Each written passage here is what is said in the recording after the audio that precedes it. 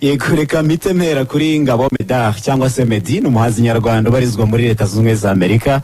Numwe mu bahanzi kuri muri ibi bihe batewe ishema no kuba mu gakiza yamaze guhitamo Yesu Kristo nk'umwami n'umukiza ndetse akanamukundisha abamukurikira banamukunze muri muzika. Yifashishije imbuga nkoranyambaga ze rero asaba isi yo ku mbuga nkoranyambaga imukurikira ndetse n'abandi gusengera Leta Zunze za Amerika. Ni kiri kwitegura amatora azaba mu kwezi kwa 11 ku itariki 5 agaragaza ko yifuza ko urukundo rw'Imana rero rwayobora muri kiriya gihugu kugira ngo amatora azabashe kugenda neza. Medi ari kuvuga ibi afite n'igikorwa giteganyijwe kuzaba ku itariki 29 z'uku kwezi, azaba ari ku cyumweru, azaba ari portrait azwi muri Maine ari kumwe na Adrien Misigaro. Ni mu gikorwa bise A Night of Worship and Testimonies, aho azaba ari kuramya Imana ndetse anatanga ubuhamya bw'uburyo yakijijwe.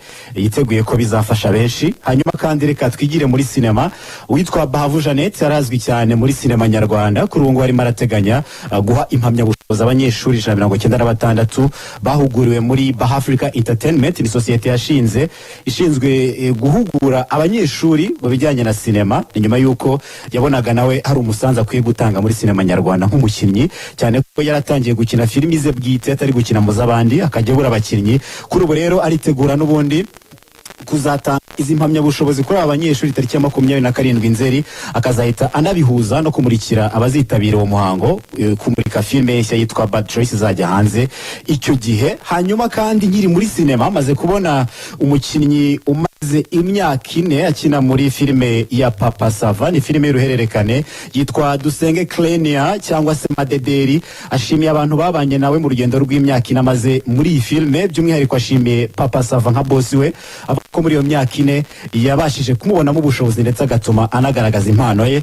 Avuga ko ibyo amushima ari byo byinshi kuruta ibyo amunenga. Sinawe gusa kandi yashimye n'abandi benshi bamufashije kwerekana impano ye ndetse bakanamuha akazi mu zindi filime zitandukanye. Yashimiye n'itangazamakuru, avuga ko ubu urugendo aribwo rugitangira, avuga ko atazabatenguha, ariko hejuru ya byose yanashimye Imana. Hanyuma kandi ku mihanda hari kuvugwa album ya Bushari izajya hanze tariki ya 18, iminsi irabarirwa ku ntoki.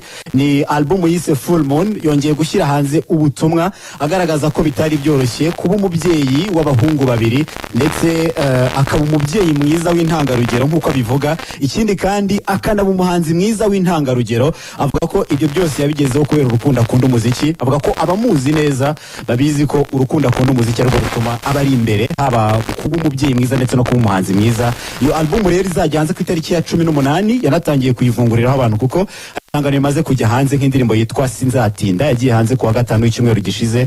Hari yitwa Igeno yagiye hanze mbere ubwo yatangazaga iyi album igagenda itindamo, ariko noneho yanashimiye equipe yose yamufashije mu gukora kuri iyi album, cyane ko izabiriho n'umuhanzi wo mu gihugu cya Kenya witwa John Calligraphy. Azaba ariho kandi uwitwa Betray, azaba ariho n'umusore witwa Slam Drip, banabanye mu itsinda rya Kenya Trap ubwo banazaga mu ruganda rw'imyidagaduro. Abenshi barabibuka mu ndirimbo yitwa Nitwebwe, abantu benshi barayikunze ndetse n'ubu ngubu baracyayikunda. Bushari rero nabwira abantu ko iyi album agiye gushyira hanze izaba ari album ya 4, kuko yabanje gushyira hanze album yitwa Nyiramubande, ya 2 yitwa Kugasima iriho n'indirimbo zakunzwe cyane, ya 3 yitwa Ibihe Birindwi, igiye kuza rero ari ya 4 yitwa Full Moon. Hanyuma twikomereje mu yandi makuru nanabajyana hanze y'u Rwanda. Uwitwa Kanye West ndetse n'umuhanzi witwa Ty Dolla $ign bafitanye album bahuriyeho yitwa Vultures 2, ariko bafite yitwa Vultures rimwe gusa. Ku munsi w'ejo nibwo bari mu gihugu cy'Ubushinwa bari gutaramira abantu ndetse banabamurikira iyi album. Nahoze mbona bararirimbye indirimbo zisaga 40 ziri kuri izi album zombi ndetse n'izindi bagiye bakorana. Hari imbaga nyamwinshi y'abantu ibihumbi bisaga 40, ariko icyashimishije abantu nuko n'abana witwa Kanye West cyangwa se yabyaranye n'uwahoze ari umugore witwa Kim Kardashian. Abana 4 bari mu witwa Northwest, ari mu witwa Saint, ari mu witwa Chicago ndetse n'uwitwa Sam, baje gufasha papa we ku rubyiniro, cyane ko harimo nk'umwana witwa Northwest ujye umuntu amufasha kurapa zimwe mu ndirimbo ze. Icyashimishije abantu rero nuko mukase w'aba bana ari wabonaga yishimye ariko bafata amafoto na telefone ye. Abantu babikunda cyane ndetse uwitwa Kanye West yasaratangaza ko azashyira hanze iyitwa Vultures 3 ari kumwe na Ty Dolla $ign, cyane ko yabonye abantu bari kuyikunda cyane.